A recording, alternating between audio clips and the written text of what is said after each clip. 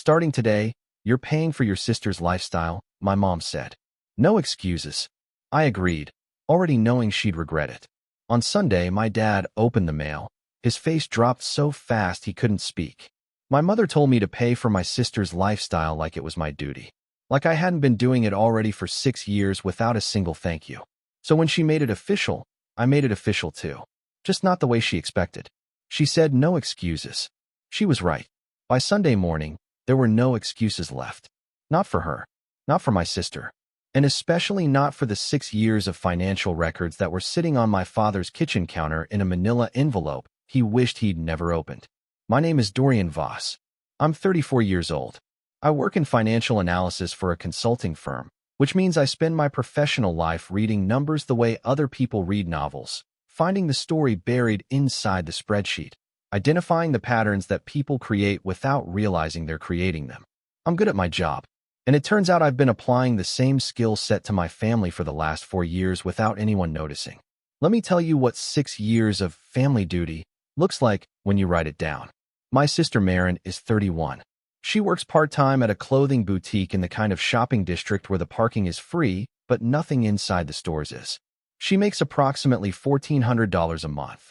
She spends approximately $3,200. The difference between those two numbers has been my problem since I was 28 years old. It started small. The way these things always start, the way termites start, invisible, manageable, a tiny cost you absorb because the alternative, confrontation, costs more in the moment. Maren needed help with rent. Just the first month, just until she got settled. That was 6 years ago. The first month became the first year. The first year became the arrangement. And the arrangement became the architecture of my financial life. An invisible second household that I funded without living in, benefited from not at all, and received zero credit for sustaining. Here's the spreadsheet. I've been keeping it since year 2, when I realized that nobody in my family was tracking what I was giving, and that the absence of a record is the first step toward the absence of accountability. Rent supplement, $700 a month. Maren's apartment costs $1,400. She told the family she pays it herself. She pays $700. I pay $700. Nobody knows except Celeste, my mother, who set up the arrangement and told me it was temporary the way dentists tell you the shot won't hurt. Car payment, $350 a month. Maren drives a car she picked out, financed in her name, with payments she cannot make. I make them. Every month. Auto transfer. If I stopped, the car would be repossessed within 60 days. Maren has never acknowledged this arrangement to anyone, including the mirror. Phone bill, $90 a month. She's on my plan. Has been since year 1. I added her because Celeste said she just needs a few months. A few months in the Voss family is a unit of measurement that has no upper bound. Credit card minimums, $200 a month. 2 cards. Both maxed. Both minimum payment only, which means the balances never decrease. They just hover like satellites in orbit, circling the same debt month after month, while I pay the gravity that keeps them from crashing. Random emergencies, averaging $300 a month. A medical bill. A parking ticket. A vet visit for the cat she adopted during a period when she couldn't afford cat food, but could apparently afford a cat. These arrive by text at hours that suggest either genuine crisis or calculated timing, usually 11 p.m. or 6 a.m., the hours when urgency bypasses logic and guilt operates most efficiently. Always urgent, always framed as a crisis that only my bank account can resolve. Total monthly, approximately $1,640. For 6 years. That's $118,080.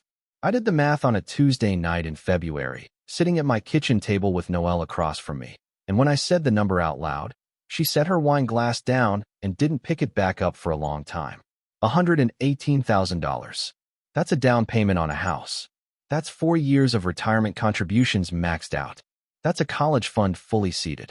That is a life I delayed building because I was too busy funding someone else's. Noelle and I have been together for 5 years. We have talked about buying a house since year 1. Every time we ran the numbers, the down payment was just out of reach, not because we did not earn enough, but because $1,600 a month was leaving through a hole in the floor that I kept telling myself was temporary.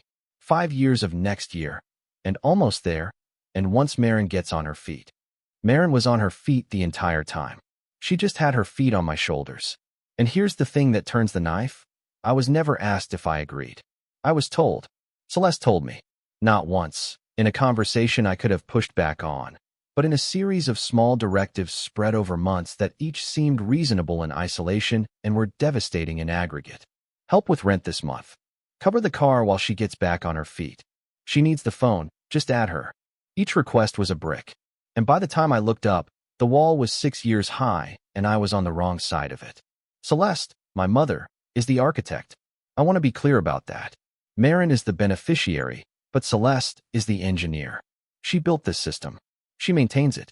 She enforces it with a philosophy she has repeated so many times it has the cadence of scripture. Family takes care of family. For words that sound beautiful in a greeting card and function, in practice, as a one-directional wealth transfer from the child who earns to the child who spends, enforced by guilt and maintained by silence. I have heard family takes care of family approximately 200 times in 6 years. It has never once been directed at Marin. Nobody has ever said to my sister, family takes care of family. Marin, so maybe you should get a second job and stop draining your brother. The phrase only activates in one direction.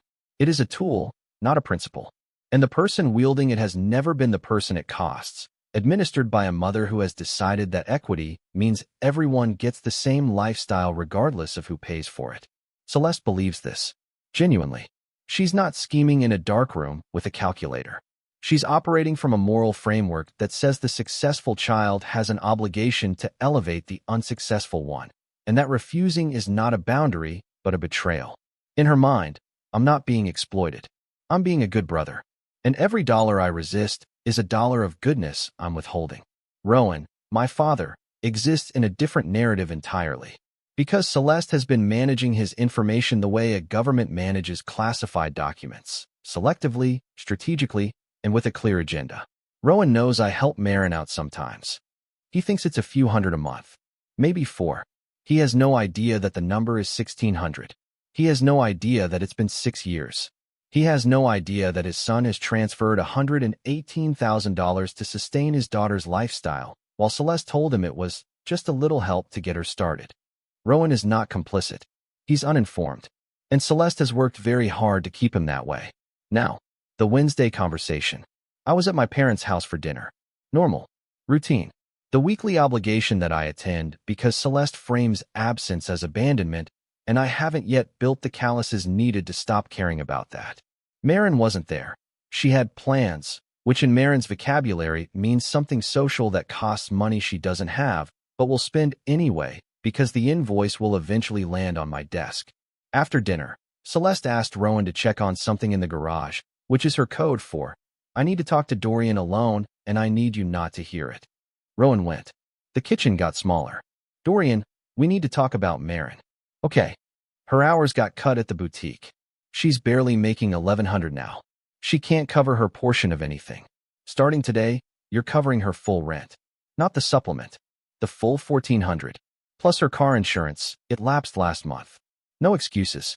And the house we are buying with the money I am no longer sending to a sister who does not need it, and a mother who was skimming it, and a family that never once said thank you for $118,000 of invisible support. That house has 3 bedrooms, a yard, and a mailbox. A mailbox where the only letters that arrive will be addressed to us. And the only envelopes that matter will contain the mortgage statements for a home we earned, we chose, and we own. No excuses. No exceptions. No more. This is what family does. She delivered it the way a manager delivers a new policy, not as a request, but as an implementation. Starting today, no excuses. The language of authority applied to a financial demand that no parent has the right to make of an adult child, but that Celeste has been making, in various forms, since I was 28. I looked at her. She looked at me. She was bracing for the argument. She'd prepared for it. I could see the counterpoints loaded behind her eyes, the guilt trips queued up, the after everything we've done for you, ammunition sitting in its chamber. She was ready for a fight. Okay, I said. She blinked. The prepared arsenal, suddenly unnecessary, created a kind of cognitive vacuum. She'd expected resistance. She got compliance. And compliance from Dorian Voss, after 6 years of escalating demands, was so unusual that it should have alarmed her. It didn't. She heard what she wanted to hear and filled the silence with relief instead of suspicion. Good. I'm glad you understand. She patted my hand. Actually patted it. The way you pat a dog that has just performed a trick. The gesture of a woman who has been training her son to obey financial commands for 6 years and is pleased that the training still holds.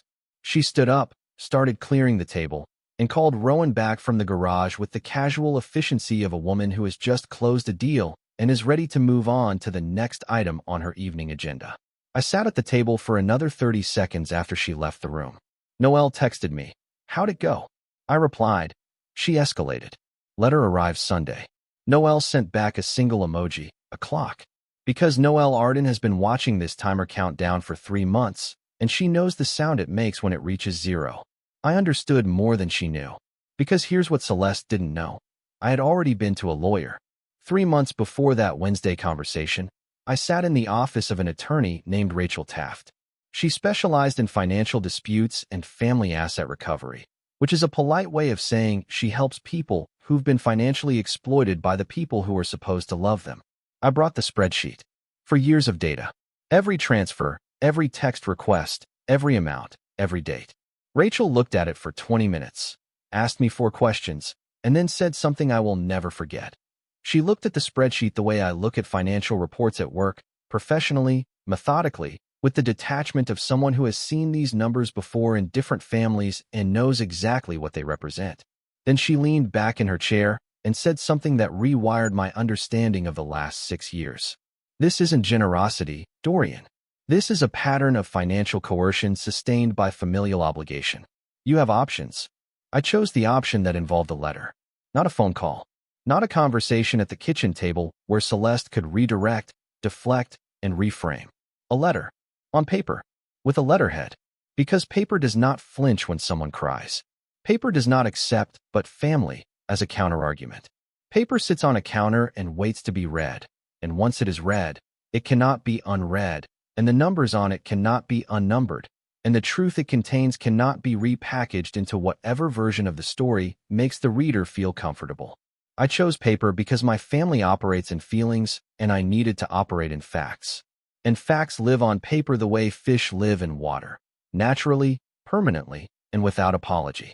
The letter was drafted in February, reviewed in March, finalized in April, and mailed on a Monday, 2 days before Celeste sat me down and told me I was covering Marin's full rent. The letter was already in the postal system when she said, no excuses. It was already traveling toward my parents' mailbox when I said, okay. The timing wasn't planned. I didn't know Celeste was going to escalate that week. But the collision of her demand and my response created something that I could not have choreographed better if I tried. She demanded more on Wednesday. The letter demanding accountability arrived on Sunday. 4 days between pay more and pay back. Sunday morning. I know the sequence because Noelle and I were at brunch when it happened, and I had my phone on the table, and I was watching it the way a man watches a weather radar when the storm is supposed to hit. Rowan opens the mail every Sunday. It's a ritual. Coffee, newspaper mail. He sorts it into piles. Bills, junk, personal. The letter from Rachel Taft's firm would have landed in the personal pile because it was in a business envelope with a law firm return address, and Rowan, being Rowan, would have opened it immediately because a letter from a lawyer is the kind of mail you don't defer. The letter was 3 pages. Professional. Formal. Devastating. Page 1.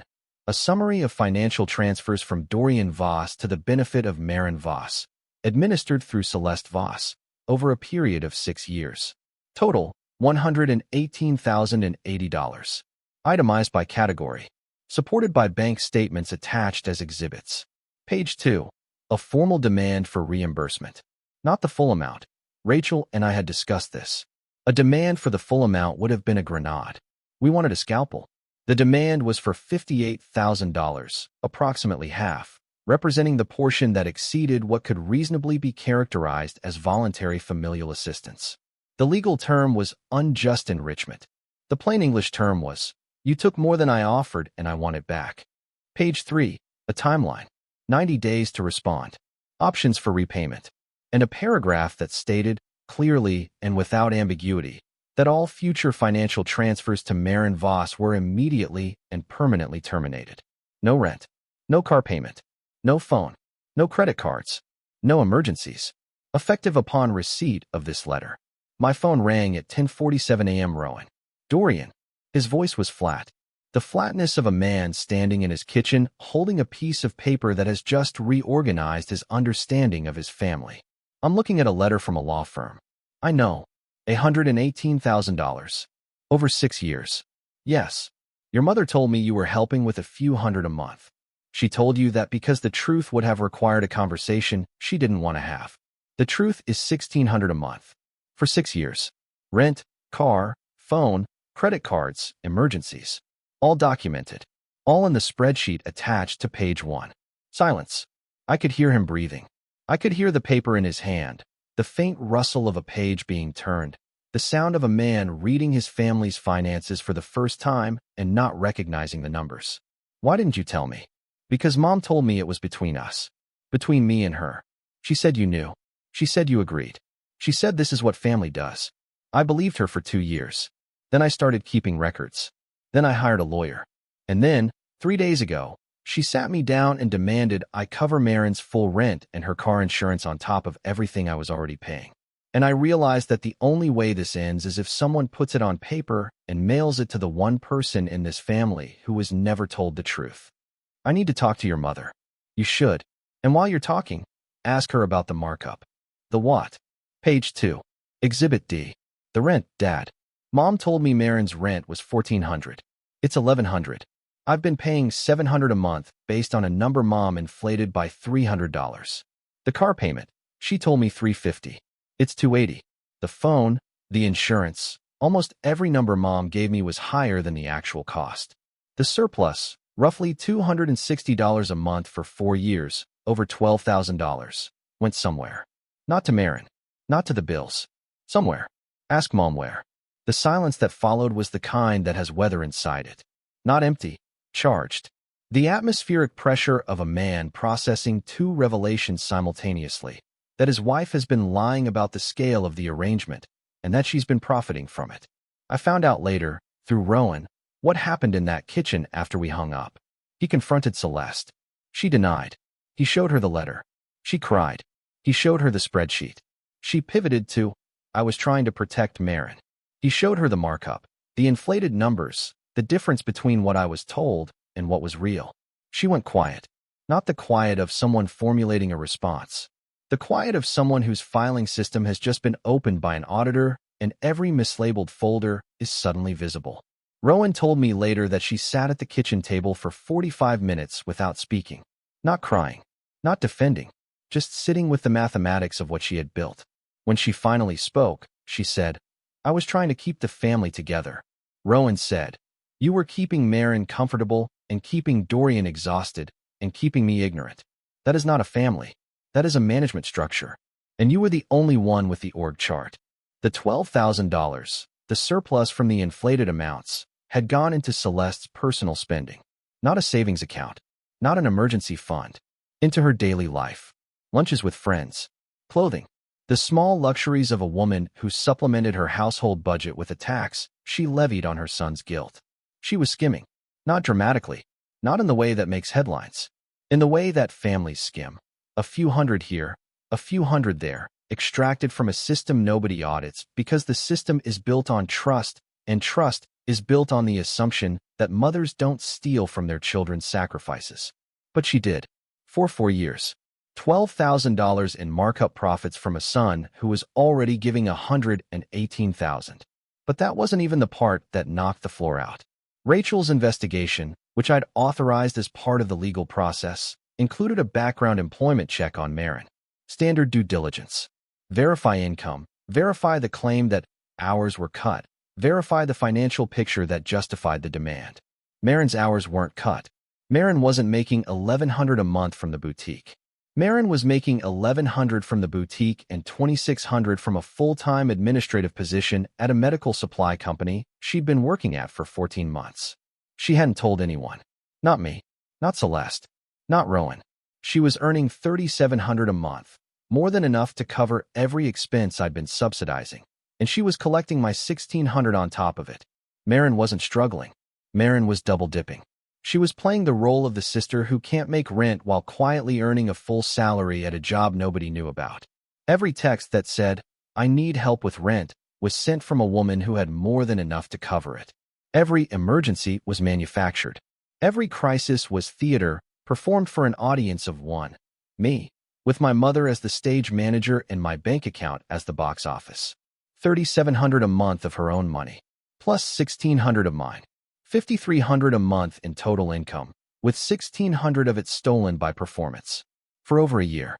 Noelle is the reason this story has a second act. Without her, I would still be paying. She is the one who said, on a Tuesday night 18 months ago, "You need to add up what you have given them." She is the one who sat beside me while I built the spreadsheet and watched the total climb past 50,000, past 80, past 100, with the steady composure of a woman who has been right about something for years and is watching the proof assemble itself in columns. She found Rachel Taft. She reviewed the demand letter before I approved it. She held my hand under the table at brunch while I waited for Rowan's call. And she is the one who found Marin's LinkedIn profile during a late night of what she called forensic scrolling. The profile listed the medical supply company, the employment dates, the title, Administrative Coordinator. It was public. It had been public for 14 months. Noelle screenshotted at 1 in the morning and held the phone up to me in bed. Administrative Coordinator, she read. Full-time. Started 14 months ago. I looked at the screen. Looked at the employment dates. Did the math. 14 months of full-time employment overlapping with 14 months of text that said, "I can barely make rent this month, and my hours got cut again, and can you cover the car payment? I am so sorry."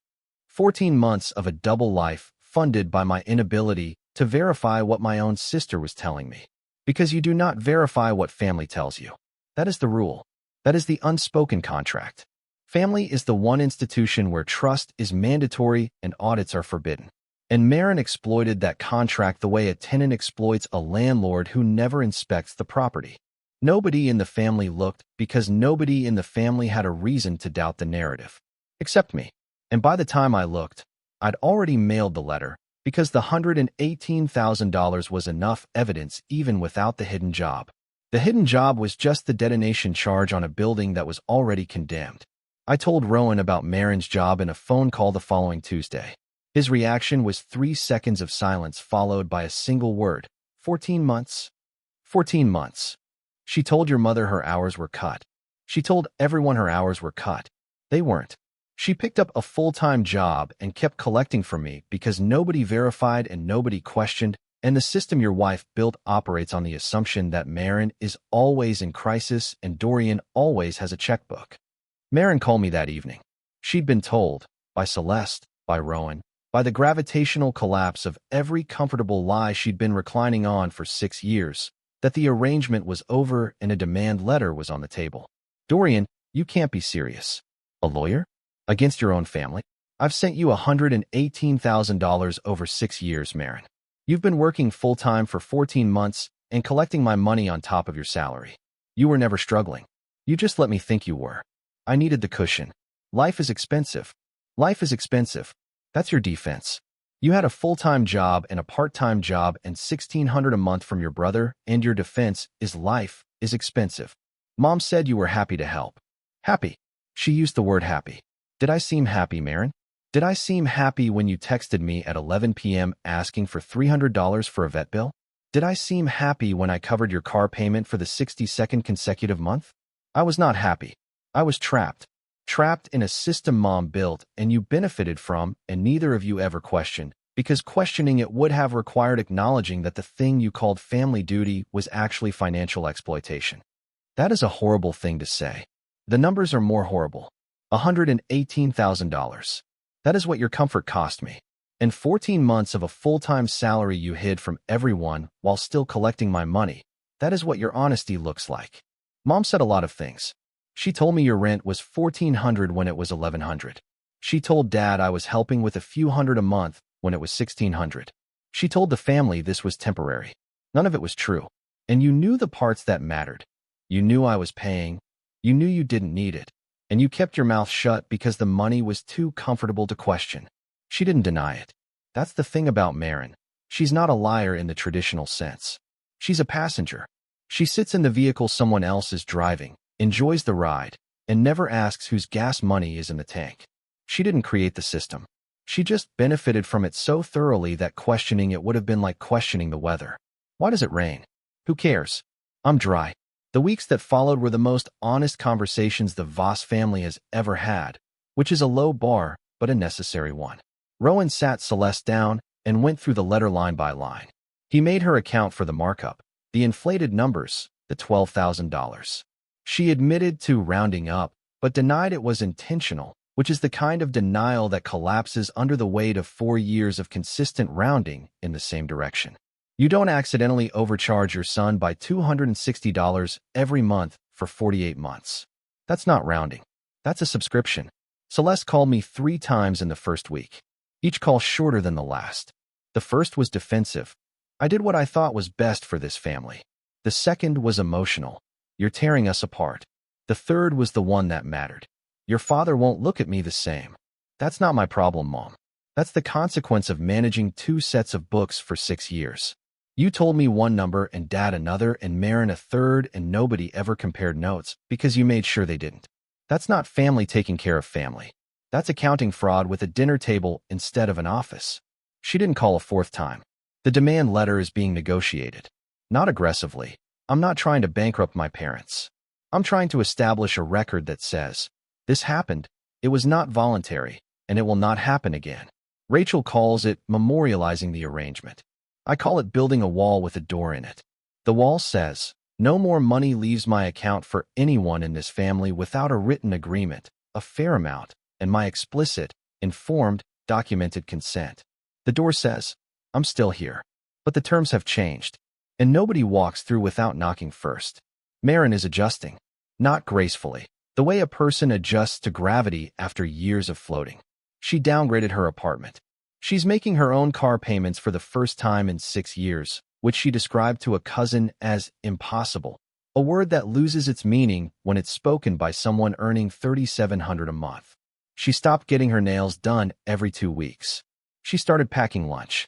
She is, slowly, expensively, learning the cost of her own life, which is the lesson Celeste claimed she was teaching me when she said, family takes care of family, but was actually shielding Marin from by making sure I absorbed every cost before it could reach her. The irony is almost beautiful. By protecting Marin from financial reality for 6 years, Celeste ensured that when reality finally arrived, it arrived all at once, unannounced, without a cushion, and with a demand letter on the kitchen counter. If Celeste had let Marin struggle at 25, Marin would have learned at 25. Instead, Marin is learning at 31, with 6 years of atrophied financial muscles and the sudden, vertigo-inducing realization that the ground she has been standing on was never ground. It was someone else's back, and that someone has straightened up and walked away, which is the lesson Celeste said she was teaching me when she said, family takes care of family, but was actually teaching Marin by never making her face. Noelle and I moved forward. Literally. The money I was sending Marin, $1,600 a month, is now in a savings account earmarked for a house. Our house.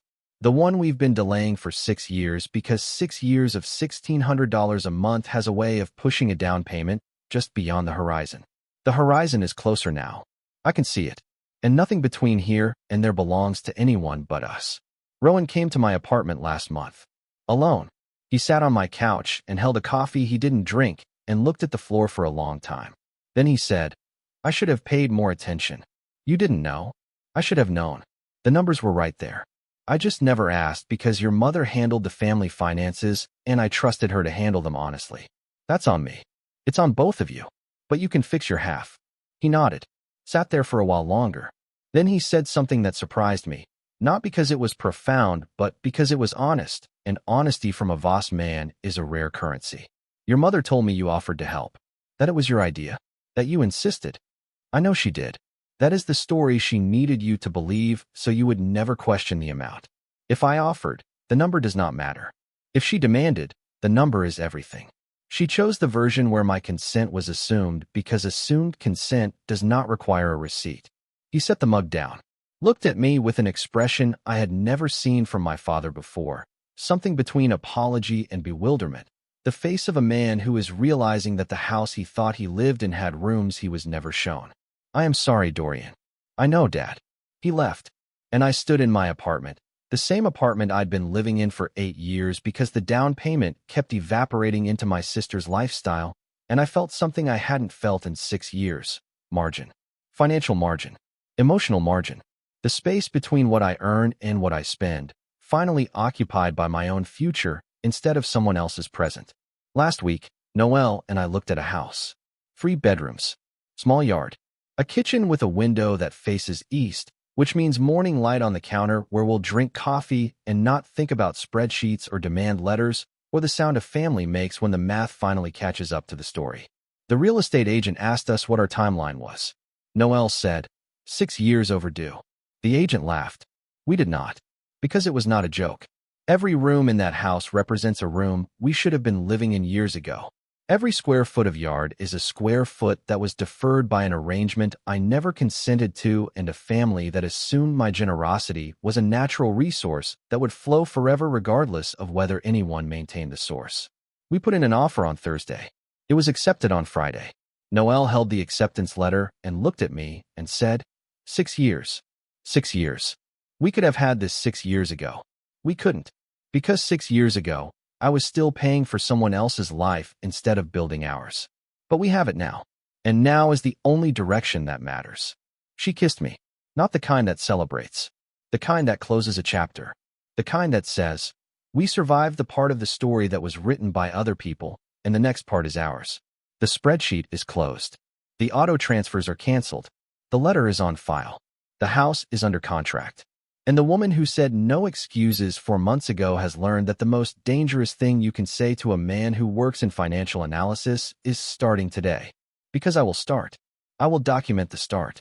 I will track every dollar from the start. And when the numbers are high enough and the pattern is clear enough and the evidence is heavy enough, I will put it in an envelope and mail it to the one person who should have been paying attention all along. No excuses.